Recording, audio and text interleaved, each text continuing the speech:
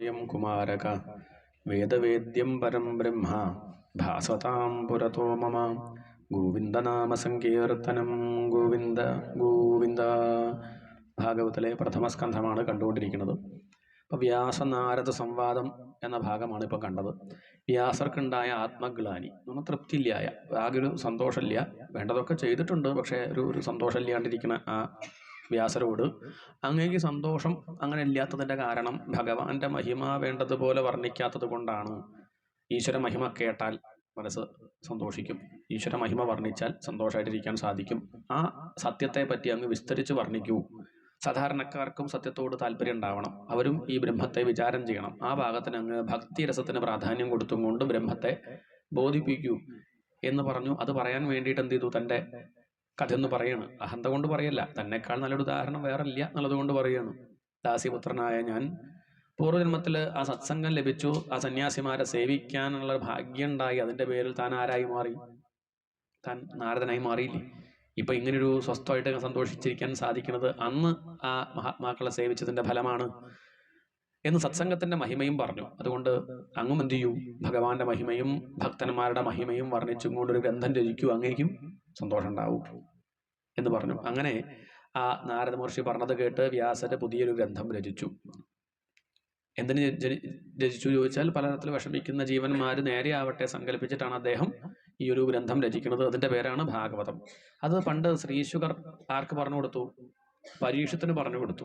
യസ്യാം Y ശ്രൂയമാണായാം കൃഷ്ണേ പരമപൂരുഷേ ഭക്തിരുത്പദ്യതേ പുംസശോകമോഹ ഭയാപഹ.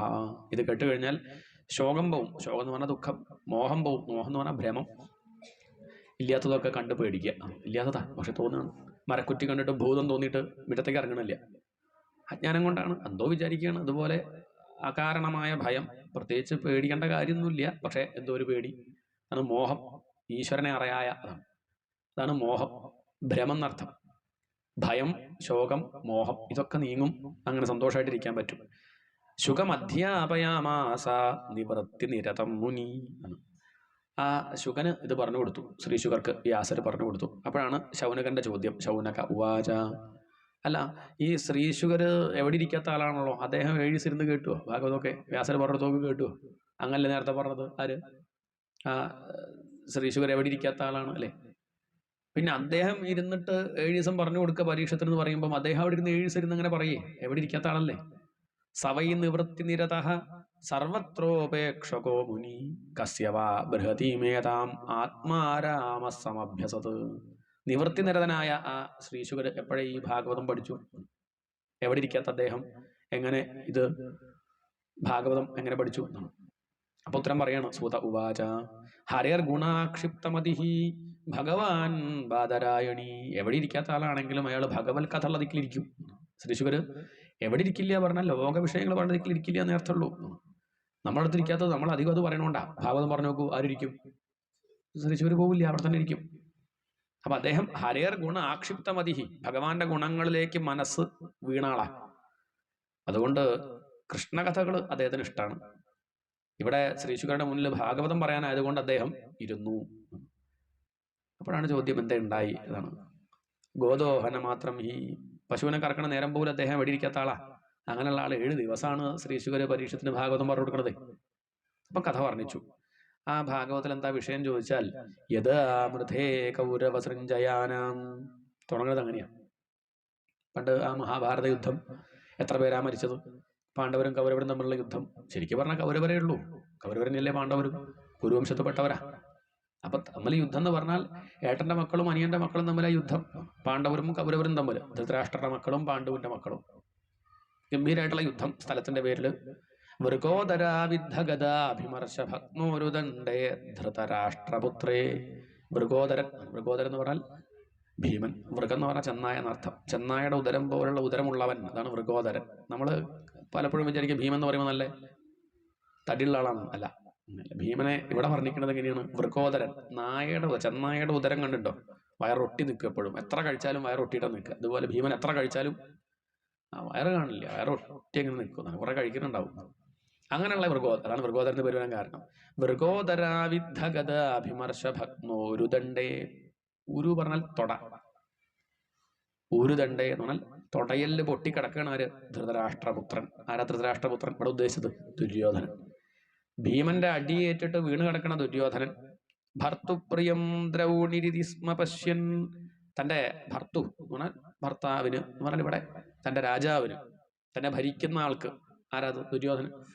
പ്രിയം ചെയ്യണമെന്ന് കരുതിയിട്ട്, തന്റെ രാജാവിന് എന്തെങ്കിലും ഒന്ന് പ്രിയം ചെയ്യണമെന്ന് കരുതിയിട്ട് ദ്രൗണി ആരാ? ദ്രോണരുടെ മകൻ അശ്വത്ഥാമാവ്. ഇതി സ്മ പശ്യൻ, തന്റെ രാജാവിന് എന്തെങ്കിലും പ്രിയം ചെയ്യണം. അദ്ദേഹം ഭീമന്റെ അടി കൊണ്ട് വീണ് കിടക്കുകയാണ്. അയാൾക്ക് പ്രിയം ചെയ്യാൻ പറഞ്ഞാൽ ഭീമനെ കൊന്നാൽ മതി, വലിയ ഇഷ്ടാവും. പാണ്ഡവരെ കൊന്നാൽ മതി, ഇഷ്ടാവും. പക്ഷെ പാണ്ഡവരെ കൊല്ലാൻ ഞാൻ കൂട്ടിയ കൂടില്ല. കാരണം യുദ്ധത്തിൽ ഇപ്പൊ എത്ര പേരുണ്ടായിരുന്നു ഇവിടെ? ഭീഷ്മരുണ്ട്, കർണനുണ്ട്, ദ്രോണരുണ്ട്. പലരും ശ്രമിച്ചിട്ട് സാധിക്കുന്നില്ല. ഇനി പാണ്ഡവരെ കൊല്ലാൻ ഞാൻ വിചാരിച്ച സാധിക്കും? യുദ്ധത്തിൽ പറ്റില്ല. പക്ഷേ അല്ലാണ്ട് പറ്റൂട്ടോ. എങ്ങനെ? ഉറങ്ങിക്കിടക്കുമ്പോൾ പോയി കൊന്നാലോ? അതൊക്കെ മോശമായ കാര്യമല്ലേ? അതൊന്നും നോക്കണ്ട. ഇനിയിപ്പം ധർമ്മം അധർമ്മം എന്ന് പറഞ്ഞിട്ട് കാര്യമില്ല. പാണ്ഡവര് മരിച്ചാൽ ആ വാർത്ത കേട്ട ആർക്ക് സമാധാനാവും? ഈ ദുര്യോധന സമാധാനാവും. ദുര്യോധന എന്തായാലും മരിക്കും. ഇനിയിപ്പോൾ അധികം നേരം ഉണ്ടാവില്ല.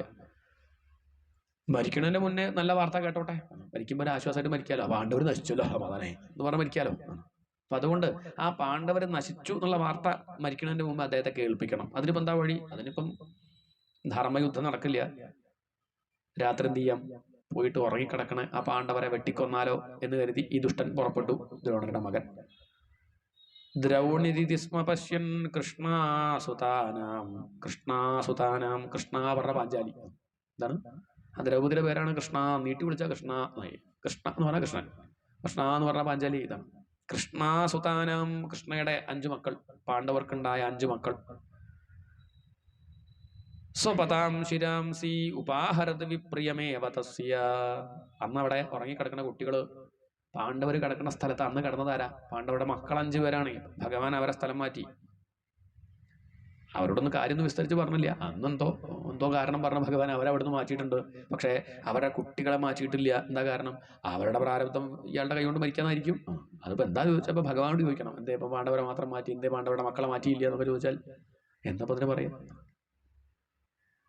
അതിനൊന്നും കൃത്യമായിട്ടുള്ള ഉത്തരമൊന്നുമില്ല. എന്താ ഇപ്പം എനിക്ക് ദുഃഖം വരുന്നു ചോദിച്ചാൽ എന്താ പറയാ? എന്താ ഒരു കാര്യം ഇപ്പം എനിക്കിങ്ങനെ ദുഃഖം? ഭഗവാൻ പറയും, എൻ്റെ കഥ എന്താ? എൻ്റെ ഏട്ടന്മാരൊക്കെ മരിച്ചു പോയില്ലേ? എൻ്റെ അമ്മാവനാ കൊന്നത്. ആരാ? അതാ ഭഗവാൻ നമ്മളോട് പറയാം. മക്കളൊന്നും പറഞ്ഞാൽ കേൾക്കണില്ല തിരുമേനിയല്ല ഭഗവാനെ എന്ന് പറഞ്ഞാൽ ഭഗവാൻ എന്താ പറയാ? എൻ്റെ മക്കള് കള്ളുപിടിച്ച് തമ്മിൽ തല്ലി മരിക്കുകയുണ്ടായത്. അപ്പൊ നമ്മൾ വിചാരിക്കും നമ്മളാരാ ഇവിടെ വന്ന് പറയാൻ? എന്നാ ശരി എന്ന് പറഞ്ഞു പോകുമ്പോൾ ഭഗവാൻ പറയാം, നിൽക്കൂ പോവാൻ നിൽക്കട്ടെ. ഇങ്ങനെയൊക്കെ ഉണ്ടായിട്ട് ഞാൻ ദുഃഖിച്ചില്ല കേട്ടോ. എന്താണ്? നിങ്ങളും ഇങ്ങനെയൊക്കെ ഉണ്ടാവും, ദുഃഖിക്കാണ്ടിരുന്നാൽ മതി. നത്വം ശോചിതുമർഹസി ആണ് ഗീതയില് ഒറ്റ വാക്യം ശ്രദ്ധിക്കണ്ടോ? അതുകൊണ്ട് അർജുന ദുഃഖിക്കേണ്ട കാര്യമൊന്നുമില്ല. എന്താണ് അതിന്റെ ആവശ്യമുണ്ടോ? മക്കൾ തമ്മിൽ തല്ലുണ്ട് വെച്ചിട്ട് ദുഃഖിക്കേണ്ട കാര്യമുണ്ടോ? രോഗം വന്നു വരെ ദുഃഖിക്കേണ്ട കാര്യമുണ്ടോ? കാര്യമൊന്നുമില്ല. വേണമെങ്കിൽ ദുഃഖിക്കാണ്ടിരുന്നാൽ നന്നായി. വെറുതെ എന്തായാലും നടക്കേണ്ടതൊക്കെ നടക്കും. അതിലിപ്പോ ദുഃഖിച്ചു എന്ന് കരുതിയാൽ എന്തിന്? അതിന്റെ ആവശ്യമില്ല. നത്വം ശോചിതുമർഹസി തസ്മാത് അപരിഹാര്യർത്ഥേ. നമുക്ക് പരിഹരിക്കാൻ പറ്റുന്ന കാര്യമൊന്നല്ല ദുഃഖിച്ചൊരു കാര്യമുണ്ടോ? നമുക്ക് പരിഹരിക്കാൻ പറ്റില്ല. മരണം നമുക്ക് ഇല്ലാണ്ടാക്കാൻ പറ്റും. ആണെങ്കിൽ നമുക്ക് നോക്കായിരുന്നു. നമുക്ക് പറ്റാത്ത വിഷയങ്ങളെ പറ്റി വെറുതെ ദുഃഖിച്ച് നേരം കളയണം എന്തിനാണ്? നടക്കട്ടെ, അത്രയേ ഉള്ളൂ. ഭഗവാൻ പഠിപ്പിക്കുന്ന പാഠം എന്തൊക്കെ വന്നാലും ദുഃഖിക്കാണ്ടിരിക്കാനുള്ള വഴിയുണ്ട്. ഇതൊക്കെ വായിച്ചിട്ട് വേണം എന്ത് ചെയ്യാം? ദുഃഖിക്കാണ്ടിരിക്കാം. എന്ത് വേണം തീരുമാനിക്കാം. അത്രയേ ഉള്ളൂ. ഇവിടെ എന്തായാലും പാണ്ഡവരെ ഭഗവാൻ അവിടുന്ന് മാറ്റി. പാണ്ഡവ പുത്രന്മാർ അവിടെ 5 പേരുണ്ട്. എന്നാ പാണ്ഡവരെ കിട്ടിയില്ലെങ്കിൽ വേണ്ട, മക്കളെ കൊല്ലാം, അത്രയായല്ലോ എന്ന് കരുതി ആ ഉറങ്ങി കിടക്കുന്ന കുട്ടികളെ ആര് കൊന്നു? ഈ ദുഷ്ടൻ. എത്ര ക്രൂരന്മാരാണെങ്കിലും കുട്ടികളെ വെറുതെ വിടും. പോട്ടെ, വേണ്ട. ദുര്യോധന ചെയ്യില്ല കേട്ടോ. ആര്? ക്രൂരനായ ദുര്യോധനൻ ഈ പ്രവൃത്തി ചെയ്യില്ല. ഇത് കുട്ടികളെ, ഉറങ്ങിക്കിടക്കുന്ന കുട്ടികളെ കൊല്ലുക പറഞ്ഞാൽ ക്ഷത്രിയരെ സംബന്ധിച്ച് മരണം എന്ന് പറഞ്ഞാൽ പുല്ല. യുദ്ധത്തിൽ മരിക്കുക പറഞ്ഞാൽ അന്തസ്സാണ്. വീരസ്വർഗം കിട്ടുന്നതാണ് സങ്കല്പേ. അവിടെ എത്തിക്കഴിഞ്ഞാൽ മരിച്ചാലും ധർമ്മം അനുഷ്ഠിച്ചിട്ടല്ലേ, തന്റെ കർമ്മം ചെയ്തുകൊണ്ട് മരിക്കല്ലേ. ഇത്രയേ ഉള്ളൂ. പട്ടാളക്കാരെ വെടികൊണ്ട് മരിച്ചാൽ അതൊരു അന്തസ്സുണ്ട്. ഇതങ്ങനെയാണോ? ഇത് ഉറങ്ങിക്കിടക്കുന്ന കുട്ടികളെ കൊല്ലുക പറഞ്ഞാൽ എത്ര മോശാത്. കൃഷ്ണ സ്വതാനാം സ്വപതാം ശിരാംസി ഉപാഹരത്. അവിടെ തല എടുത്തു എന്നാണ്. ആ 5 കുട്ടികളുടെയും തലയാര് വെട്ടി? ഈ അശ്വത്ഥമാവ് വെട്ടി. എന്നിട്ട് ആ കുടിലിന് തീയും വെച്ചു. പറയുമ്പം ബ്രാഹ്മണനാ, ദ്രോണരുടെ മകനാണ്. പക്ഷെ കുട്ടിക്കാലത്തെ രജോ ഗുണം വർദ്ധിച്ചിട്ട് കൂട്ടുകെട്ടൊക്കെ മറ്റു പലരുമായിട്ടാണ്.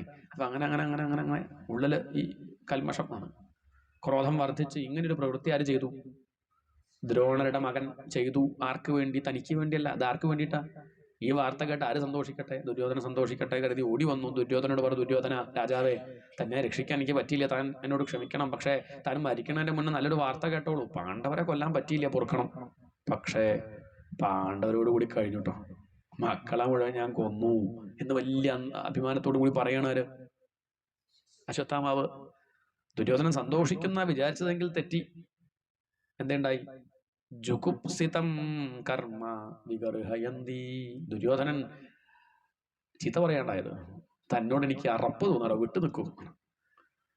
കഷ്ടം തന്നെ, താനൊരു ബ്രാഹ്മണനല്ലടോ, ഞങ്ങൾ പോലും ഇങ്ങനെ ചെയ്യാറില്ല. താനിപ്പോ ചെയ്തതെന്താ? പാണ്ഡവർക്കും കൗരവർക്കും കൂടി അവരെ ബാക്കിയുള്ളൂ, പിണ്ടം വെക്കേണ്ടവരും കൂടി താൻ ഇല്ലാണ്ടാക്കിയില്ലേ. കഷ്ടം തന്നെ, താൻ ഒരിക്കലും നേരെയാവില്ല എന്ന് പറഞ്ഞ ആര് മരിച്ചു? നോക്കണേ, അയാൾക്ക് നന്നാവട്ടെ സന്തോഷമാവട്ടെ കരുതി ചെയ്തത്, അല്ലാതെ പ്രത്യേകിച്ച് തനിക്കൊരു ലാഭമില്ല ഈ പാണ്ഡവരെ മക്കളെ കൊന്നിട്ട്. എന്നിട്ട് ഇയാൾക്ക് സന്തോഷമാവട്ടെ കരുതി ചെയ്തു. ദുര്യോധനന്റെ മനസ്സ് എത്ര പെട്ടെന്ന് നേരെയെന്ന് ആരും വിചാരിച്ചില്ല. പഴയ സ്വഭാവം വെച്ചിട്ട് ഇയാൾ സന്തോഷിക്കേണ്ടതാ. പക്ഷെ ഈ ഒരു അടി കൊണ്ടപ്പോഴേക്കും നേരെയോ ആക്കണ്ടോ? ചിലപ്പം പറയാൻ പറ്റില്ല. ചിലപ്പോൾ അടി കൊണ്ടാലൊക്കെ അല്ലേ, എത്ര നമുക്കെന്നെ പരിചയമുണ്ട്, നല്ല വളരെ മോശക്കാരനാണ്. പക്ഷെ 2 മാസം ആശുപത്രി കിടന്നപ്പോഴേക്കും ആൾ മാറി. ഇപ്പോൾ വലിയ ശ്രദ്ധ ഭാഗവതമൊക്കെ നമ്മളൊക്കെ വിളിച്ചിട്ട് ഒരു അധ്യായം വായിക്കും, ആർത്തമൊക്കെ പറയും. പണ്ടൊന്നുമില്ല, പണ്ട് കളിയൊക്കെ ആയിരുന്നു, പണ്ട് പുച്ഛായിരുന്നു. പക്ഷെ ഇപ്പം വലിയ ശ്രദ്ധയാണ്, ഇടയ്ക്കിടയ്ക്ക് വിളിക്കും, കാര്യങ്ങളൊക്കെ അന്വേഷിക്കും. അതൊക്കെ ഈ ഭാഗവതത്തിലൂടെയൊക്കെ വലിയ മതിപ്പ് ഇതുവരെ ഇല്ലായിരുന്നു. എങ്ങനെ പറ്റി ചോദിച്ചാൽ അദ്ദേഹം പറഞ്ഞാൽ 2 മാസം അത്രേ ഉള്ളൂ. ചില അടിയൊക്കെ നല്ലതാ, അങ്ങനെ ഒന്ന് കിട്ടുകയെന്ന് വെച്ചാൽ നമുക്ക് തോന്നി ഇത് നേരത്തെ ആ 2 മാസം ബേബിയിൽ കുറച്ച് മുമ്പേ ഒന്ന് കിടന്നിരുന്നെങ്കിൽ വേണം.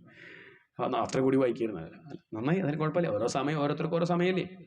ദുര്യോധൻ ഈ അടിയം കണ്ട് കിട്ടിയപ്പോഴേക്കും ദുര്യോധന് ഭീമനോടല്ല ദേഷ്യം, ഭീമൻ അടിച്ചു എന്നുള്ള വിചാരമില്ല. ഇപ്പം എന്താ അദ്ദേഹത്തിന്റെ വിചാരം? താൻ ചെയ്ത കർമ്മം തന്നെ തിരിച്ചടിച്ചു, അതിന് ഭീമൻ നിമിത്തായിന്നേ ഉള്ളൂ, അത്രേ ഉള്ളൂ. താൻ ചെയ്തത് തന്നെയാ, ഇങ്ങനെയൊക്കെ അനുഭവിക്കാനുള്ള കർമ്മം താൻ ചെയ്തിട്ടുണ്ട് എന്നാർക്കറിയാം? ദുര്യോധന. അതൊരു വലിയ വെളിച്ചാട്ടോ, ആ ഒരു അറിവുണ്ട്, നമുക്കതന്നെ ഇല്ല. നമ്മൾ എന്നിട്ട് അറിഞ്ഞും കൊണ്ട് ഒരു കാര്യം അപ്പം ഞാൻ അതൊന്നല്ല, ഒക്കെ അവിടെ ഇരിക്കട്ടെ. നാട്ടുകാർ കേൾക്കാൻ അങ്ങനെയൊക്കെ പറഞ്ഞോളൂ. ഒന്ന് സ്വയം ഇരുന്നിട്ട് ഒന്ന് വാതിലടച്ചൊന്ന് സ്വയം ആലോചിക്കുക, എന്തൊക്കെ ചെയ്തു എന്തൊക്കെ ചെയ്തില്ല, ആദ്യം മുതൽ അങ്ങോട്ട് വരട്ടെ. ഈ ജന്മം തന്നെ, പൂർവ്വജന്മൊന്നും പോകണ്ട, ഇവിടെ തന്നെ കുറേയൊക്കെ ഉണ്ട്. അപ്പൊ അതുകൊണ്ട് അതൊന്നും ആവശ്യമില്ല, കണ്ട് മാറിപ്പോകുന്നില്ല, പേടിക്കണ്ട. നമ്മൾ വിചാരിക്കേണ്ടത് ആരോ ചെയ്തത് മാറിയിട്ട് ഭഗവാൻ തരാന്നാ, അങ്ങനെയല്ല. ഭഗവാൻ അങ്ങനെ മാറിപ്പോകും, നമുക്ക് മാറിയാലും ഭഗവാൻ മാറുന്നില്ല. കൃത്യം അത് കിട്ടേണ്ട ആൾക്ക് തന്നെ ആരെത്തിക്കും? ഭഗവാൻ എത്തിക്കും. ഭഗവാനൊരു പേരാണ് ന്യായകാരി. എന്താ പേര്? എന്താ അർത്ഥം? ന്യായം മാത്രം ചെയ്യുന്നവൻ.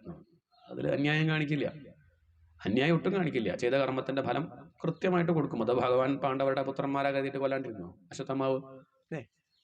വേണമെങ്കിൽ മാറ്റായിരുന്നില്ല, മാറ്റിയില്ലല്ലോ. ഭഗവാന്റെ സഹോദരി പുത്രനല്ലേ അഭിമന്യു, ചെറുപ്രായത്തിൽ മരിച്ചു പോയില്ലേ? മാറ്റിയോ? 18 വയസ്സ്, പാവം കുട്ടി. എന്തായാലും എന്തൊക്കെ പറഞ്ഞാലും സുഭദ്രയുടെ ഉണ്ണിയല്ലേ, എന്നാ പിന്നെ അങ്ങോട്ട് വിചാരിച്ചു. അയാളുടെ പ്രാരബ്ധം എങ്ങനെയാണ്, നടക്കട്ടെ. മാറ്റാൻ പോയി. അപ്പോൾ നമ്മൾ ഈ മാറ്റാൻ പ്രാർത്ഥിക്കുന്നത് എന്ത്? പ്രാരബ്ധം ഒന്ന് മാറ്റി തരുന്നു. ഭഗവാൻ പറയില്ല, ഇല്ല, ഞാൻ എൻ്റെ അനിയത്തിൽ ഉണ്ണിനെ തന്നെ മാറ്റിയിട്ടില്ല, പിന്നെ ഇപ്പം നിങ്ങൾ ഇതൊക്കെ ഒന്ന് ശ്രദ്ധിക്കാനാണ് ഇതൊക്കെ പഠിക്കണതും വായിക്കണതും. അതൊന്നുമില്ല, അത് നിങ്ങളെ ബാധിക്കാണ്ട് നോക്കാൻ പ്രാർത്ഥിക്കൂ. അയാളുടെ കാര്യങ്ങൾ മാറ്റാൻ, മരിക്കാണ്ടിരിക്കാൻ പ്രാർത്ഥിക്കുക ആണോ? അങ്ങനെ പ്രാർത്ഥന ആണോ? പിന്നെ എങ്ങനെയാ? 125 വയസ്സ് വരെ ജീവിക്കണമെന്നോ? എങ്ങനെയാണ്? അത്ര വേണ്ട. അല്ല, എന്താ പിന്നെ എന്താ നമ്മൾ ആഗ്രഹിക്കുന്നത്? എന്താ? ലോട്ടറി അടിക്കണമെന്നോ? അല്ല, എന്താ നമുക്ക് ഒരു എന്താ പോലെ ലക്ഷ്യം എന്താ നോക്കണ്ടേ? എന്താ നമ്മുടെ ആഗ്രഹം? ഇതൊക്കെ മാറ്റാൻ പറ്റണമെന്നാണ് വിചാരിക്കണത്. സംഗതിയൊക്കെ മാറ്റുക. എന്ത് മാറ്റുക? പണ്ടും ഇങ്ങനെ തന്നെയായിരുന്നു, ഇപ്പോഴും ഇങ്ങനെയാണ്, നാളെയും ഇങ്ങനെ തന്നെ ആയിരിക്കും. എന്തിനൊന്നും ഒരു മാറ്റം ഉണ്ടാവില്ല. നമ്മളതൊന്നും ബാധിക്കാണ്ട് നമുക്ക് അത്രല്ലേ ചെയ്യാൻ പറ്റുള്ളൂ. ഏതായാലും ഇവിടെ ദുര്യോധനൻ ആള് മാറിയിട്ടുണ്ട്. ഇത് അശ്വത്ഥാമ മനസ്സിലാക്കിയിട്ടില്ല. ദുര്യോധനൻ അശ്വത്ഥാമാവിന് ചീത്ത പറഞ്ഞുകൊണ്ട് കണ്ണടക്കിയുണ്ടായത്. ജുഗുപ്സിതം കർമ്മ വിഗർഹയന്തി മാതാ ശിശൂനാം. ഞാൻ അമ്മയെ നോക്കുക. ഏതമ്മ? ആ പാഞ്ചാലിയുടെ കഥ എന്താ? മാതാ ശിശൂനാം നിധനം സുതാനാം. തൻ്റെ മക്കൾ മരിച്ചു എന്നുള്ള വാർത്ത അറിഞ്ഞിട്ട് നിശമ്യ ഘോരം പരിതപ്യമാന. വല്ലാണ്ട പാവം, അവളങ്ങോട്ട് കരഞ്ഞു, പൊട്ടിക്കരഞ്ഞു. ഒരു ഉണ്ണിയല്ല, 5 ഉണ്ണികൾ മരിച്ചു. 5 ഉണ്ണികൾ മരിച്ചപ്പം അമ്മയ്ക്ക് എത്ര ദുഃഖം ഉണ്ടാവും ഒന്ന് മനസ്സിലൊന്ന് സങ്കല്പിക്കും.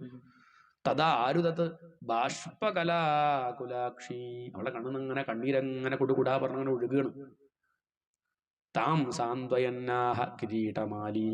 കിരീടമാലി അർജുനൻ പോയിട്ട് ആ ദ്രൗപതിയെ സമാധാനിപ്പിക്കുന്നു. സാരല്ല, നീ വിഷമിക്കല്ലേ, ഇതാര് ചെയ്താലും ഞാനാണെങ്കിലും സാരല്ല, അയാളെ തല ഞാൻ വെട്ടിക്കൊണ്ടുവന്ന് നിന്റെ കാൽക്കൽ സമർപ്പിക്കും. എന്നാ മരിച്ച പോയത് തിരിച്ചു വരുമോ? അതാ പരിഹാരം. കൊന്നാലങ്ങോട്ട് കൊന്നു വന്നാൽ തൽക്കാലം ഒരു ആശ്വാസമൊക്കെ ഉണ്ടാവൂലേ നമുക്കിപ്പോൾ. അതല്ലേ നമുക്കിപ്പം ഒരു ചീത്ത പറഞ്ഞാൽ കുറച്ച് ആശ്വാസം ഉണ്ടാവും, അവർക്ക് മാറ്റൊന്നും ഉണ്ടാവില്ല. എന്നാലും നാളിപ്പോൾ ഒരാളുടെ ചോദിച്ചു എന്തിനാ ഇങ്ങനെ ചീത്ത പറയുമ്പോൾ എനിക്കൊരാശ്വാസമാണ് തിരുമേനി. മക്കളങ്ങനെ ചീത്ത പറയുമ്പോൾ അവർക്ക് പ്രത്യേകിച്ചൊരു മാറ്റമില്ല. അപ്പോൾ അവർ പറഞ്ഞ ഒരു ആശ്വാസമാണ്. എന്തെങ്കിലും പറഞ്ഞല്ലോ തോന്നുമ്പോൾ ഒരു സന്തോഷം, സുഖമായിട്ട് കിടന്നുറങ്ങാം. ഈ മകനെ അല്ലെങ്കിൽ ആ അശ്വത്ഥാമാവനെ വെട്ടിക്കൊന്ന് തല കൊണ്ട് വെച്ചിട്ട് എന്താ കാര്യം? എന്നാ മരിച്ചുപോര് തിരിച്ചു വരുമോ? സമാധാനിപ്പിച്ചു, അവിടുന്ന് പുറപ്പെട്ടു. അശ്വത്ഥാമാവ ചെയ്തൊന്നും ആർക്കറിയില്ല, അതൊന്നും അർജുനന് നിശ്ചല്ല. തഥാ ശുചസ്തേ പ്രമൃജാമി ഭദ്രേ യത് ബ്രഹ്മബന്ധോ ശിര ആതതായിന ഗാണ്ഡീവമുക്തൈഃ വിശിഖൈരുപാഹരേ ത്വാക്രമ്യ യത് സ്നാസ്യസി ദഗ്ധപുത്ര. ആ മരിച്ച ആ കുട്ടികൾക്ക് ഞാൻ തർപ്പണം ചെയ്യും, ആ കൊന്ന ആളുടെ രക്തം കൊണ്ട് എന്നൊക്കെ ഭീമനും അർജുനനൊക്കെ വാക്ക് കൊടുക്കുന്നു. പുറപ്പെടുന്നു. അർജുനൻ പുറപ്പെട്ടപ്പോഴേക്ക് ആരും കൂടെ പോയി, ഭഗവാനും കൂടെ ചെല്ലുകയാണ്. ആളെ മനസ്സിലാക്കി, അശ്വത്ഥാമാവാണ് ചെയ്തത് മനസ്സിലാക്കി. ഭഗവാനും അർജുനനും കൂടി അശ്വത്ഥാമാവിൻ്റെ അടുത്തേക്ക് പോകുന്നു. അശ്വത്ഥാമാവിന് പേടിയായി, ഭഗവാൻ കൂടെ ഉണ്ട്, രക്ഷണ്ടോ? രക്ഷപ്പെടാൻ പറ്റില്ല. ഉടനെ തൻ്റെ കയ്യിലുള്ള ആയുധം അതാണ് അസ്ത്രം, ബ്രഹ്മാസ്ത്രം. ഒരു ഗതിയില്ലെങ്കിൽ മാത്രം ഉപയോഗിക്കേണ്ടതാണ് ബ്രഹ്മാസ്ത്രം. ഇപ്പൊ ഇവിടെ അതൊന്നും ആദ്യം തന്നെ ബ്രഹ്മാസ്ത്രം അങ്ങോട്ട് ഉപയോഗിച്ചു. അദ്ദേഹത്തിന് അങ്ങനെയുള്ള മര്യാദ ഒന്നുമില്ല, അങ്ങോട്ട് ഉപയോഗിക്കുക. ആറ്റം ബോംബൊക്കെ അവസാനം നിവൃത്തിയില്ലെങ്കിൽ ഇടാവൂ, കാരണം താനും പോകും കൂടുതലേ, അവര് മാത്രമല്ല. പക്ഷെ ആദ്യം തന്നെ ബ്രഹ്മാസ്ത്രം പ്രയോഗിച്ചു. ബ്രഹ്മാസ്ത്രം അത് വരുന്ന സമയത്ത് അർജുനന് മനസ്സിലാവണില്ല, എന്താ മനസ്സിലാവണില്ല. അർജുനൻ ചോദിക്കുകയാണ് ഭഗവാനോട്, എന്താ ഈ വരുന്നത്? ഭഗവാൻ പറഞ്ഞു, അതാണ് ബ്രഹ്മാസ്ത്രം. നിന്നെയും പഠിപ്പിച്ചിട്ടില്ലേ, നിനക്കും അദ്ദേഹം ആ വിദ്യ പഠിപ്പിച്ചിട്ടുണ്ടല്ലേ? ആര്? ദ്രോണര്, അശ്വത്ഥാമാവിന്റെ അച്ഛൻ. നീ തിരിച്ച് ബ്രഹ്മാസ്ത്രം പ്രയോഗിക്കൂ. എന്നിട്ട് രണ്ട് ബ്രഹ്മാസ്ത്രത്തെയും ഉപസംഹരിക്കുക. ഉപസംഹരിക്കാനുള്ള വിദ്യ നിനക്ക് മാത്രമേ ഗുരുനാഥൻ പഠിപ്പിച്ചു തന്നിട്ടുള്ളൂ. അത് ആർക്ക് പഠിപ്പിച്ചു കൊടുത്തിട്ടില്ല? അത് അശ്വത്ഥാമാവന് പറഞ്ഞു കൊടുത്തിട്ടില്ല, മകന് പറഞ്ഞു കൊടുത്തിട്ടില്ല. ആർക്ക് പറഞ്ഞു കൊടുത്തു? ശിഷ്യന് പറഞ്ഞു കൊടുത്തു. കാരണം ഗുരുനാഥൻ അറിയാത്തത് ആളെ കണ്ടാൽ മനസ്സിലാവില്ല, ആരാ കയ്യിലപ്പോൾ അത് കിട്ടിയാൽ ആരാ നേരാവണ്ണം ഉപയോഗിക്കാൻ നമുക്കുള്ളതൊക്കെ ആർക്കറിയാം? പഠിപ്പിക്കുന്ന ആൾക്ക് നിശ്ചയില്ലേ. ഇപ്പോൾ ഇത് കുട്ടിക്ക് കൊടുത്താൽ നന്നാവുന്നുള്ളതൊക്കെ അവർക്ക് മനസ്സിലാവും. സ്വഭാവം കണ്ടാൽ മനസ്സിലാവില്ലേ? അർജുനന്റെ സദ്വാസന കണ്ടപ്പോൾ മനസ്സിലായി ഇവന് മാത്രമേ ഇത് കൊടുക്കാവൂ. അശ്വത്ഥാമാവന്റെ സ്വഭാവം കുറച്ച് മോശമെന്ന് ആർക്കറിയാം? അച്ഛന് ബോധ്യമുണ്ട്. ഇയാൾക്ക് കൊടുത്തു കഴിഞ്ഞാൽ അപകടമാവെന്ന് കരുതി കൊടുക്കാണ്ട് നോക്കി, പക്ഷെ വാശി പിടിച്ച് വാങ്ങിയാര്? അശ്വത്ഥാമ എനിക്കും വേണം ആ വിദ്യ, എനിക്കും വേണം ആ വിദ്യ, അർജുന കൊടുത്ത വിദ്യയ്ക്ക് വേണം എന്നൊക്കെ പറഞ്ഞ് അങ്ങനെ അവസാനം ആ വിദ്യ ഉപദേശിച്ചു. പക്ഷേ രണ്ട് ബ്രഹ്മാസ്ത്രത്തെ ഉപസംഹരിക്കുന്ന വിദ്യ ആർക്ക് പറഞ്ഞു കൊടുത്തു? അത് അശ്വത്ഥാമാവ് ഇല്ലാത്ത ദിവസം നോക്കിയിട്ട്, അന്ന് ആബ്സെന്റാ, അശ്വത്ഥാമാവെന്തോ പനി പിടിച്ച് 2 ദിവസം ലീവായിരുന്നു, അന്ന് ആർക്ക് പറഞ്ഞു കൊടുത്തു? അർജുന അങ്ങോട്ട് വരും എന്ന് പറഞ്ഞ് ഈ ഉപസംഹരിക്കാനുള്ള വിദ്യ പറഞ്ഞു കൊടുത്തു. അതാണ് ഗുരുനാഥന്മാർക്ക് ശിഷ്യനോടുള്ള വാത്സല്യം കാണിക്കുകയാണ്. അതുകൊണ്ട് താൻ ഈ 2 ബ്രഹ്മാസ്ത്രത്തെ ഉപസംഹരിച്ചോളൂ. ഭഗവാന്റെ ആ അഭിപ്രായം മനസ്സിലാക്കിയിട്ട് 2 ബ്രഹ്മാസ്ത്രത്തെയും ഉപസംഹരിച്ചു അർജുനൻ. ആ അശ്വത്ഥാമാവനെ പിടിച്ചങ്ങോട്ട് കെട്ടി കൊണ്ടുവന്ന് ആ കൊടിമരത്തിന്റെ മുകളിൽ അങ്ങോട്ട് കെട്ടിയിട്ടു. കൊണ്ടുപോകുന്ന സമയത്ത് ഭഗവാൻ ആ അർജുനന്റെ ധർമ്മബുദ്ധി പരീക്ഷിക്കാൻ വേണ്ടി ചിലതൊക്കെ ഒന്ന് പറഞ്ഞു നോക്കി. അർജുനന്റെ ഗുരുനാഥനോട് എത്ര കണ്ട് ഭക്തി ഉണ്ട് നോക്കട്ടെ. അശ്വത്ഥാമാവല്ലേ? അശ്വത്ഥാമാവാരാ? അർജുനന്റെ പ്രിയപ്പെട്ട ഗുരുനാഥൻ. ദ്രോണാചാര്യർ തന്നെ വില്ലാളി വീരനാക്കിയതാരാ? ദ്രോണാചാര്യനാണ്. ദ്രോണാചാര്യരുടെ മകനാണ് ആര്? അശ്വത്ഥാമാവ്. ആ അശ്വത്ഥാമാവ് എന്ത് ചെയ്തു? അർജുനന്റെ നോക്കിപ്പം 5 മക്കളെയും വധിച്ചില്ലേ? 5 മക്കളെ വധിച്ച് അദ്ദേഹത്തെ കൊണ്ടുപോകുന്ന സമയത്ത് ഭഗവാൻ ചോദിക്കുകയാണ്, അർജുന നീ അവിടുന്ന് പ്രതിജ്ഞ എടുത്തത് എന്താ വെച്ചാൽ തല വെട്ടിക്കൊണ്ടുവരുന്ന ഇയാളെ ഉടലോടുകൂടി കൊണ്ടുപോകണോ? എന്താണ്? അല്ല, കൊടിമരത്തിൽ ഇയാളെ ഉടലോടുകൂടി കെട്ടിയിട്ടാണല്ലോ. നമുക്ക് തല മാത്രം കൊണ്ടുപോയാൽ പോരെ? ഉടൽ കൊണ്ടുപോകണോ? ലെസ് ലഗേജ് മോർ കംഫർട്ട് എന്നാണ്. നമുക്ക് തല മാത്രം വെട്ടിയൊരു സഞ്ചിയിലാക്കിയിട്ട് കൊണ്ടുപോയാൽ പോരെ? ആരോട് ചോദിക്കുകയാണ്? അർജുനൻ അത് പ്രതീക്ഷിക്കുന്നില്ല, ഇങ്ങനെ ചോദിക്കുന്നു വിചാരിച്ചു. അർജുനൻ സംഗതി കൊല്ലെന്നുള്ള വിചാരമൊക്കെ ഉണ്ടായിരുന്നു. പക്ഷേ അശ്വത്ഥാമാവെന്ന് അറിഞ്ഞപ്പോൾ പറ്റണില്ല. എന്തൊക്കെ പറഞ്ഞാൽ ആ ഗുരുനാഥൻ തന്നോട് കാണിച്ച കാരുണ്യം ഓർത്താൽ അയാളുടെ മകനെ കൊല്ലുക പറഞ്ഞാൽ അത് പറ്റുമോ? ഇയാൾ കുറെ ദ്രോഹമൊക്കെ ചെയ്തിട്ടുണ്ട്, എന്നാലും നമ്മൾ എന്ത് ചെയ്യും? നമ്മൾ ക്ഷമിക്കില്ലേ? പണ്ട് ഇയാൾ ഇങ്ങനെയൊക്കെയാണ് ഇയാളുടെ മുത്തശ്ശനെ ആലോചിച്ചിട്ടാ. അന്ന് ഒന്നുമില്ലാത്ത കാലത്തെ വിഷമിക്കുമ്പോൾ ഒക്കെ അച്ഛനെ ആലോചിച്ചിട്ടാണ് ഇല്ലേ പറയില്ലേ? മകൻ വഷളൻ, നോക്കിയിട്ട് കാര്യമില്ല, പക്ഷേ അച്ഛനെ ആലോചിക്കുമ്പോൾ ഒന്നും ചെയ്യുന്നില്ല എന്ന് പറഞ്ഞ് ക്ഷമിക്കില്ലേ? ഇതുപോലെ അർജുനൻ എന്താ വെച്ചാൽ ഇയാൾ മോശക്കാരനെ പറഞ്ഞ കാര്യമില്ല, ഇയാളുടെ അച്ഛൻ തന്നോട് എന്തൊരു വാത്സല്യമായിരുന്നു.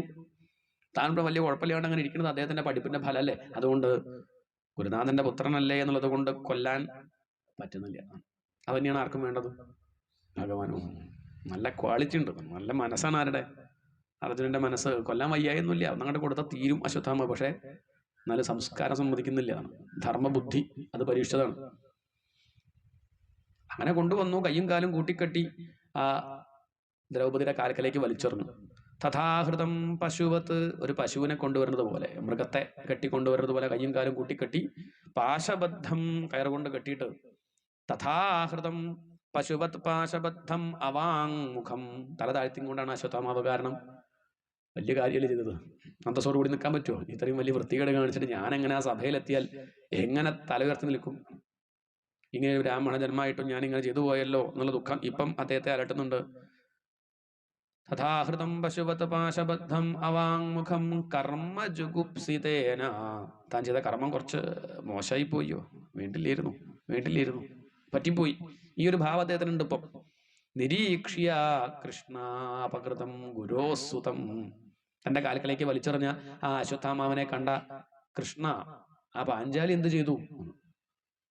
ഗുരോസുതം വാമസ്വഭാവാ കൃപയാ നനാമച, അവള് തൊഴുതം കണ്ട് നമസ്കരിച്ചു. ആരെ? അശ്വത്ഥാമാവനെ നമസ്കരിക്കുക. 5 മക്കളെ വെട്ടിക്കൊന്ന കൊലയാളിയെ കണ്ടാൽ ആ അമ്മ നമസ്കരിക്കുക പറഞ്ഞാൽ എന്താ അമ്മയുടെ കേമത്തം? 5 മക്കളെ കൊന്നവൻ എന്നുള്ളത് ശരി തന്നെ, പക്ഷെ ഇപ്പൊ അവള് കണ്ടത് അതല്ല. ആ ഗുണം ദോഷമൊക്കെ ഉണ്ടാവുമല്ലോ എല്ലാവർക്കും. ഇപ്പൊ അവള് കണ്ടതെന്താ? തന്റെ 5 ഭർത്താക്കന്മാർക്ക് അസ്ത്രവിദ്യ ഉപദേശിച്ചു കൊടുത്ത ആളുടെ മകൻ. അതുമല്ലേ, അതും കാണണ്ടേ? നമ്മൾ പിന്നെ എന്തേ കാണാറുള്ളൂ? നമ്മൾ ദോഷല്ലേ കാണുള്ളൂ. 99 ഉപകാരം ചെയ്തു, ഒരു ഉപദ്രവം ചെയ്തു, നമ്മളെന്താ എടുത്ത് പറയാ? ഉപകാരം. നമ്മൾ ഉപദ്രവല്ലേ പറയുള്ളൂ, നല്ലത് പറയില്ലല്ലോ. ഈ പാഞ്ചാലിക്ക് നല്ലത് പറയാനേ പറ്റുള്ളൂ. അവൾ ആ മോശമൊന്നും കാണുന്നില്ല. നമ്മളിപ്പോ വലിയ ഡബിൾ മുണ്ട്, അതില് കറ ലേശേ ഉള്ളൂ, നമ്മളെന്താ കാണുക? കുറെ വെള്ളമുണ്ട് കണ്ടാ പോരെ? അതില്ല, ആ കറുപ്പ് കറ മാത്രമായിട്ട് എടുത്ത് കാണുന്നില്ലേ? ഇതിനിപ്പോ കുറെ ഉണ്ടേ, അത് കാണില്ല. നല്ലത് നമ്മൾ അങ്ങനെ കാണാറില്ലല്ലോ. ഇവിടെ പക്ഷേ പാഞ്ചാലിക്ക് അത് പറ്റില്ല. അവളുടെ സംസ്കാരം അങ്ങനെ, നല്ലത് മാത്രമേ കാണാൻ അറിയുള്ളൂ. അവൾ തൊഴുതം കണ്ട് നമസ്കരിച്ചു, ഗുരുനാഥനായിട്ട് കണ്ടിട്ട്. തൻ്റെ ഗുരുനാഥന്റെ മകൻ എന്ന് പറഞ്ഞാൽ ഗുരുനാഥൻ തന്നെയല്ലേ. തൊഴുത് നമസ്കരിക്കുക മാത്രല്ല, മുച്യതാമേഷ ബ്രാഹ്മണോ നിതരാം ഗുരു, വിട്ടയക്കൂ, ഇയാൾ വേദനിച്ചുകൊണ്ട് കാണാൻ എനിക്ക് പറ്റില്ല. നിങ്ങളുടെ ഗുരുനാഥന്റെ മകനല്ലേ, ഇങ്ങനെ ഉപദ്രവിക്കാൻ പാടൂ? സരഹസ്യോ ധനുർവേദ സവിസർഗോപസംയമ, അസ്ത്രവിദ്യകളൊക്കെ പഠിപ്പിച്ചു തന്നത് അദ്ദേഹത്തിന്റെ അച്ഛനല്ലേ. അദ്ദേഹത്തിന് കൊടുക്കേണ്ട ദക്ഷിണ ഇതാണോ? മകനെ കണ്ട് കൊല്ലുക വേണ്ടത്, ഗുരുനാഥനുള്ള ദക്ഷിണ. അദ്ദേഹത്തെ കൊന്നു, അത് വേറെ വിഷയം, പോട്ടെ. അശ്വത്ഥാമ ആത കുഞ്ചര എന്നൊക്കെ കളവ് പറഞ്ഞ് കൊല്ലുണ്ടായത്. ഇനിയിപ്പോ അദ്ദേഹത്തിന്റെ ആ ഭാര്യ ഇപ്പൊ ജീവിച്ചിരിപ്പുണ്ട്. ആര്? ദ്രോണരുടെ ഭാര്യ, ഈ അശ്വത്ഥാമാവന്റെ അമ്മ. ഇയാളെ കൊന്നു കഴിഞ്ഞാൽ പാവം അവള് ദുഃഖിക്കില്ലേ? ഭർത്താവ് മരിച്ച വിഷമം തന്നെ അവൾക്ക് താങ്ങാൻ വയ്യ. അന്ന് സതി അനുഷ്ഠിക്കാണ്ടിരുന്നത് ഈ മകൻ ജീവിച്ചിരിപ്പുണ്ടെന്നുള്ളതുകൊണ്ടാ. മാരോദീതസ്യ ജനനീ ഗൗതമീ പതിദേവത, മക്കള് മരിച്ചാളതൊക്കെ എനിക്കറിയില്ലേ, എന്നെ ആരും പഠിപ്പിക്കൊന്നും വേണ്ട. 5 മക്കളാണ് മരിച്ചത്. അതുകൊണ്ട് ഇനി ആരും ഈ ദുഃഖം നമ്മൾ കാരണം അനുഭവിക്കരുത്. അതുകൊണ്ട് ഈ ഉണ്ണിയെ കൊന്നു കഴിഞ്ഞാൽ ഇയാളുടെ അമ്മ ദുഃഖിക്കില്ലേ? എന്റെ മക്കൾ തിരിച്ചു വരുമോ? 5 ഉണ്ണികള് ഈ അശ്വത്ഥാമാനെ കൊന്നാൽ തിരിച്ചു വരുമോ? തിരിച്ചു വരിച്ചാൽ മനസ്സ് നോക്കായിരുന്നു. അതില്ലല്ലോ. അതില്ലാന്ന് മാത്രല്ല, തന്റെ 6ാമത്തെ ഉണ്ണിയായ അശ്വത്ഥാമാവ് മരിക്കുക. എന്താണ് ആ അശ്വത്ഥാമാവിന് എന്തായിട്ടാണ് കണക്കാക്കണത്? തന്റെ ഉണ്ണിയായിട്ട് തന്നെയാണ് ആ പാഞ്ചാലി കണക്കാക്കണത്. അതും മകൻ തന്നെ. അത് കുരുത്തം കെട്ട മകനാന്നേ ഉള്ളൂ, എന്നാലും മകനല്ലാണ്ടാവുമോ? എന്തിനാപ്പത്? വേണ്ട. മാരോദീതസ്യ ജനനീ ഗൗതമീ പതിദേവത യഥാഹം മൃതവത്സാർത്താരോദിമി അശ്രുമുഖീ മുഹു, ഞാൻ കരഞ്ഞത് പോലെ ഇവന്റെ അമ്മ കരയാൻ ഇട വരരുത്. നോക്കണേ, നമ്മൾ തിരിച്ചല്ലേ. ഞാൻ കരഞ്ഞ അത്ര കണ്ണീര് ഞാൻ അവളെ കൊണ്ട് കുടിപ്പിക്കും. അങ്ങനെ ഉണ്ടൊരു കാര്യം. ഞാൻ പണ്ട് ഇങ്ങനെയല്ലായിരുന്നു ഭാരതത്തിലെ സ്ത്രീകൾ. ഞാൻ കരഞ്ഞത് ഇനി വേറെ ആരും ഞാൻ കാരണം അങ്ങനെ കരയില്ല. ഞാൻ അനുഭവിച്ചത് എന്തായാലും ഇനി ആരും അനുഭവിക്കരുത്, ഞാൻ കരുതും. ഞാൻ വേദനിച്ചതുപോലെ ആരും വേദനിക്കാൻ പാടില്ല. അങ്ങനെ രതിദേവനൊക്കെ അങ്ങനെയാണ്. എനിക്കൊരൊറ്റ പ്രാർത്ഥനയുള്ളൂ രതിദേവൻ പറയണതേ. 10-40 ദിവസം പട്ടിണി കിടന്നു, തന്റെ സർവസ്വവും ദാനം ചെയ്തു. ലേശം ഗോതമ്പത്തിന്റെ പായസം കിട്ടി. ആ വഴിക്കൊരു ബ്രാഹ്മണൻ പോയപ്പോൾ പകുതി അയാൾക്ക് കൊടുത്തു, വിശക്കുണ്ട് പറഞ്ഞപ്പോൾ. ബാക്കി പായസം കഴിക്കാൻ പുറപ്പെട്ടപ്പോൾ ഒരു ശൂദ്രൻ ആ വഴിക്ക് പോയി, ബാക്കി പായസം അയാൾക്കും കൊടുത്തു. നായകളെയും കൊണ്ടൊരാൾ പോയ സമയത്ത് നായകൾ കഴിച്ചില്ല പറഞ്ഞപ്പോൾ ബാക്കി വെള്ളം കുറച്ചുണ്ടായിരുന്നു, അത് ആർക്ക് കൊടുത്തു? എന്നിട്ട് പായസം പോയി, വെള്ളം പോയി, 40 ദിവസം ഒന്നും കഴിച്ചിട്ടുമില്ല. എന്നിട്ട് അദ്ദേഹത്തിന്റെ പ്രാർത്ഥനയാണ്, ഭഗവാനെ ഈ ലോകത്തുള്ള എല്ലാവരുടെയും ദുഃഖം എനിക്ക് തരുമോ? മനുഷ്യരെ മാത്രമല്ല, പക്ഷികളുടെയും മൃഗങ്ങളുടെയും ജീവജാലങ്ങളുടെ ഒക്കെ ദുഃഖം ഈ രതിദേവന് തരൂ. ആ രതിദേവൻ അനുഭവിച്ചോളാം. ഈ കാണുന്ന ജീവജാലങ്ങളൊക്കെ സുഖമായിട്ടിരിക്കട്ടെ, അവരുടെയൊക്കെ പാപം ഇങ്ങോട്ട് തരൂ എന്നാണ് പ്രാർത്ഥിച്ചത്. നമ്മൾ അച്ഛൻ പ്രാർത്ഥിക്കുക, ഞങ്ങളുടെയൊക്കെ പാപം എല്ലാവർക്കും കൊടുത്തിട്ട് ഇങ്ങോട്ട് ഇനിയൊന്ന് മമ പാപം വ്യപോഹതു എന്ന് പറഞ്ഞ എന്തെങ്കിലും കൊടുത്ത് ഒഴിവാക്കുന്നല്ലാതെ ആരെങ്കിലും വാങ്ങുമോ എൻ്റെ കുറച്ച് പാപം എന്ന് പറഞ്ഞ് കൊടുക്കും, ഒഴിവാക്കുക ചെയ്യുക. ഇത് തിരിച്ചാണ്. ഞാനുണ്ടല്ലോ അനുഭവിക്കാൻ, എനിക്ക് കുഴപ്പമില്ല, ഞാൻ നരകിക്കാൻ തയ്യാറാണ്. ഈ കാണുന്ന ജനങ്ങളൊക്കെ സുഖമായിട്ടിരിക്കുമെങ്കിൽ ഞാൻ ദുഃഖിക്കാൻ തയ്യാറാണ്, കുഴപ്പമില്ല, എല്ലാവരുടെക്ക് തന്നോളൂ, എന്തേലും ബാക്കിയുണ്ടല്ലോ അനുഭവിച്ചോളാം എന്ന് പറയണം. ഇതുപോലെ ഇവിടെ ഈ അമ്മ കുഴപ്പമില്ല, ഞാൻ അനുഭവിച്ചോളാം, വിഷമമില്ല, കാരണം ഒരിക്കലും ഈ ഉണ്ണിയെ കൊല്ലരുതേ എന്ന് പറയണം. അർജുനാകെ സംശയം, എന്താ വേണ്ടു? ഏട്ടനെ നോക്കി ധർമ്മപുത്രർ പറഞ്ഞു അവൾ പറഞ്ഞതാണ് ശരി, അവളെ ഓർത്ത് ഞാനിപ്പോൾ അഭിമാനിക്കുകയാണ്. എന്ത് നല്ല സന്ദർഭം, പ്രസംഗിക്കാൻ പറ്റിയ സന്ദർഭമാണ്. മക്കൾ മരിച്ചിരിക്കുമ്പോഴും കണ്ടില്ലേ, സ്വതവേ ഒരാൾക്ക് ധർമ്മബുദ്ധി നഷ്ടപ്പെടും. എപ്പം തൻ്റെ ജീവിതത്തിൽ വലിയ വിഷമവും നഷ്ടവും ഉണ്ടാകുമ്പോൾ പിന്നെ ഭാഗവതമൊക്കെ കൂടെ മടക്കി വെക്കും. ഭാഗവതം പറയുന്നില്ലായിരുന്നു.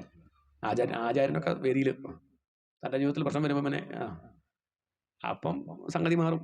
അവനവനെ ബാധിക്കുമ്പം ഒക്കെ ഒഴിവാക്കില്ലേ, ധർമ്മമൊക്കെ ഒഴിവാക്കും, അവനവൻ്റെ കാര്യത്തിൽ വരട്ടെ. പ്രസംഗത്തിലൊക്കെ രാമൻ്റെ ഭാഗത്തായിരിക്കും, ജീവിതത്തിൽ രാവണനായിരിക്കും. എന്താണ് അത് നമുക്കിപ്പം നഷ്ടമൊന്നും വരുന്നില്ല, രാമനെ പറ്റി പുകഴ്ത്താൻ നഷ്ടമല്ലേ. ജീവിതത്തിൽ ഇയാൾ രാവണനായിരിക്കും ചിലപ്പം. കഥയൊക്കെ പറയുമ്പം പാണ്ഡവരുടെ പക്ഷത്തൊക്കെ പറയുമ്പം ഇയാൾ ജീവിതത്തിൽ ധൃതരാഷ്ട്രരായിരിക്കും, പറയാൻ പറ്റില്ല. അങ്ങനെയൊക്കെ വരാം. ഇവിടെ നോക്കി, ഇവളുടെ 5 മക്കളും മരിച്ചിട്ടും ഇത്രയൊക്കെ ദുഃഖം അനുഭവിക്കുമ്പോഴും അവളുടെ ഭാഷ നിങ്ങൾ ശ്രദ്ധിച്ചോ? ധർമ്മ്യം, ന്യായം, സകരുണം. ഇപ്പോഴും അവളുടെ ആ ഒരു ഭാഷ നോക്കൂ, ധർമ്മത്തിൽ നിന്ന് വിട്ടിട്ടില്ലല്ലോ. സകരുണം, നിർവ്യളീകം, സമം മഹത്.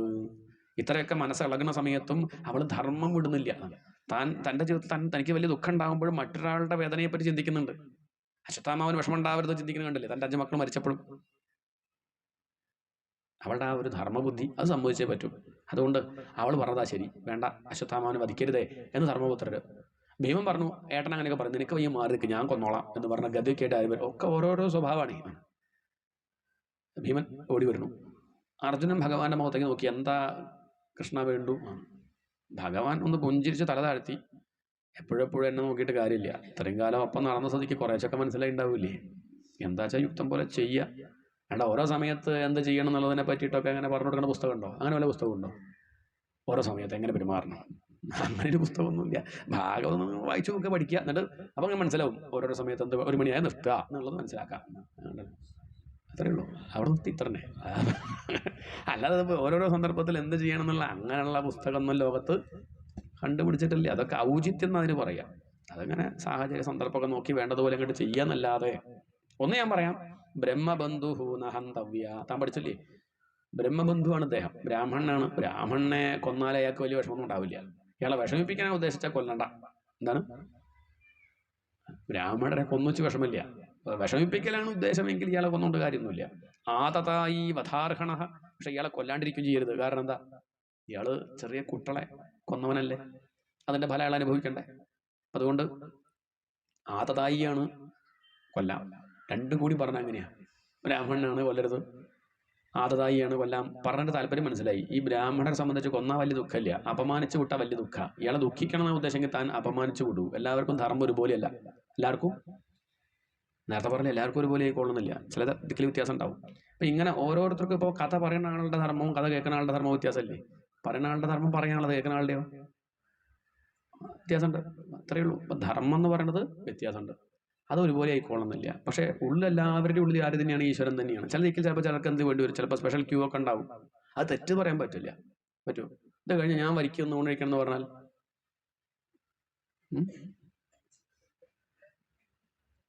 വേണം തിരുമേനി, അതല്ലേ ശരി? അതന്നെയാണ് ശരി, അത് തന്നെയാണ്. പക്ഷേ അത് പറഞ്ഞാൽ അങ്ങനെ പറ്റിക്കോളന്നില്ല. അതിപ്പം വരിക്കൊന്നും ഊണ് കഴിക്കാൻ മടി ഉണ്ടായിട്ടൊന്നുമല്ല, വരിക്ക് നിൽക്കാറുമുണ്ട്, കഴിക്കാറുമുണ്ട്, അതൊന്നും വിഷയമില്ല. പക്ഷേ ഇത് സമയത്തൊന്ന് കടക്കുക, ഒന്ന് വിശ്രമിക്കുക, ഒന്ന് വേണം സമയത്ത് തന്നെ ഒന്ന് തുടങ്ങണം എന്നൊക്കെ ഉണ്ടെങ്കിൽ ചിലപ്പോൾ എന്ത് വേണ്ടി വരില്ലേ, ഒരു സ്പെഷ്യൽ വേണ്ടി വരില്ലേ. അതെന്താ വെച്ചാൽ ധർമ്മമല്ല പറയാൻ പറ്റില്ല. അത് അവിടെ അങ്ങനെ നമ്മളൊരു അതിഥിയായിട്ട് ഒരാളെ സ്വീകരിക്കുമ്പോൾ നമ്മൾ എന്ത് ചെയ്യുന്നു? ഒന്ന് പരിഗണിക്കില്ലേ? ഇല്ലേ?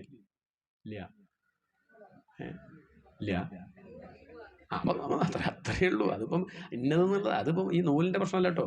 എന്താണ്, നൂലുണ്ടോ ഇല്ല നല്ല ചോദ്യം. നൂലില്ലാത്ത ഒരാൾ വന്നാൽ എന്ത് ചെയ്യും? നൂലിൻ്റെ മുകളിലുള്ള വിഷയമല്ല, അങ്ങനെ വിചാരിക്കേണ്ട. അതല്ല അതിലത്തെ കഥ. ആ ഒരു ജോലി അല്ലെങ്കിൽ ആ ഒരു കർമ്മം ചെയ്യാൻ വരുമ്പോൾ നമ്മൾ അതിൻ്റെ അനുസരിച്ചിട്ട് ചെയ്യില്ലേ. അപ്പോൾ വീട്ടിലൊരാൾ വന്നാൽ നമ്മൾ മാനിക്കില്ലേ. അപ്പോൾ അയാളുടെ ധർമ്മം എന്താ? അയാൾ നമ്മളൊന്ന് വന്ന് എല്ലാവർക്കും ഉള്ള പോലെ അല്ല എന്നർത്ഥം. ഓരോ അമ്മ ബസ് കയറിയപ്പം അമ്മയ്ക്ക് 75 വയസ്സാണ്. ബസ് കയറുമ്പോൾ എന്തായാലും സീറ്റ് കിട്ടുമല്ലോ. ആരെങ്കിലുമൊക്കെ ചെറുപ്പക്കാരൻ എണീക്കില്ലേ? അങ്ങനെ ബസ്സിൽ കയറിയ സമയത്ത് ബസ്സിലുള്ളവർക്കൊക്കെ 85-ന് മുകളിലുള്ളവരാ. ആ കൂട്ടത്തിൽ ചെറുപ്പം ഈ വല്യമ്മയാണ്. വല്യമ്മയ്ക്ക് അങ്ങോട്ട് ദേഷ്യം വന്നു. ഒറ്റയൊന്നും ആരെയും എണീപ്പിക്കുക, ആരെയും എണീപ്പിക്കുക. അങ്ങനെ അങ്ങനെ വല്യമ്മ നോക്കി നോക്കി നോക്കി നോക്കി അങ്ങനെ ഒരുത്തനെ കണ്ടു. 30 വയസ്സ് ചെറുപ്പക്കാരനാ. അടുത്ത് പോയിട്ട് വല്യമ്മ അങ്ങനെ എണീറ്റ തിരക്കിടില്ല എന്നുള്ളതാണ്. അപ്പം അദ്ദേഹം പറഞ്ഞു, ഞാൻ എണീറ്റ വണ്ടി ഓടില്ല, ഡ്രൈവറാ. അത് പറ്റുമോ? അല്ല, പ്രായമുള്ളവർ വന്നാൽ എണീക്കണം എന്നുള്ളതൊക്കെ ശരി തന്നെയാണ്. അത് നല്ല കാര്യം, നല്ല സംസ്കാരമൊക്കെയാണ് എന്ന് കരുതി ഡ്രൈവർ എണീറ്റാലോ? വല്യമ്മ വന്നു, ഞാൻ എണീറ്റ് കൊടുക്കുക പറഞ്ഞത് വണ്ടി ഒന്നും ഓടണ്ടേ? അപ്പം അതുകൊണ്ട് അയാൾക്കും ഇതേ ധർമ്മം ബാധകമല്ല. എല്ലാ ദിക്കിലും ഒന്നല്ല എന്നർത്ഥം. അത് വ്യത്യാസമുണ്ട്. അപ്പം ചില ദിക്കിൽ എന്ത് ചെയ്യേണ്ടി വരും? ചിലപ്പോൾ ചില പരിഗണനയൊക്കെ വേണ്ടി വരും. അത് എന്തിൻ്റെ മുകളിലല്ല, അത് നമുക്ക് വ്യക്തമായിട്ട് മനസ്സിലായാലും തെറ്റിദ്ധരിക്കും. പണ്ട് അങ്ങനെ ഉണ്ടായി. പണ്ടൊരു കടയിൽ അങ്ങനെ പലരും ക്യൂ നിൽക്കുക, ഭിക്ഷോപ്പുറത്ത് അങ്ങനെ എന്തോ സാധനം വാങ്ങാൻ നിൽക്കുകയാണ്. എല്ലാവരും ക്യൂ നിൽക്കുമ്പോൾ ഒരാൾ ക്യൂ നിൽക്കാണ്ട് അങ്ങോട്ട് പോയി. ദേഷ്യം വരില്ലേ? പിന്നെയുള്ള 10 ആൾ അങ്ങോട്ട് പോയി ഇയാളെ പിടിച്ച് വെച്ച് 2 അടി അങ്ങോട്ട് അടിച്ച് ഇയാളെ കൊണ്ടുപോയി പിന്നെ കൊണ്ടുപോയി നിർത്തി. ഇയാളെന്തൊക്കെയോ പറയാൻ പുറപ്പെടുന്നുണ്ട്, ആരും കേൾക്കണില്ല. ഇയാൾ പിന്നെയും പുറപ്പെട്ട് പോകുന്നുണ്ട്, പിന്നെ 2 അടി അങ്ങോട്ട് അടിച്ചു.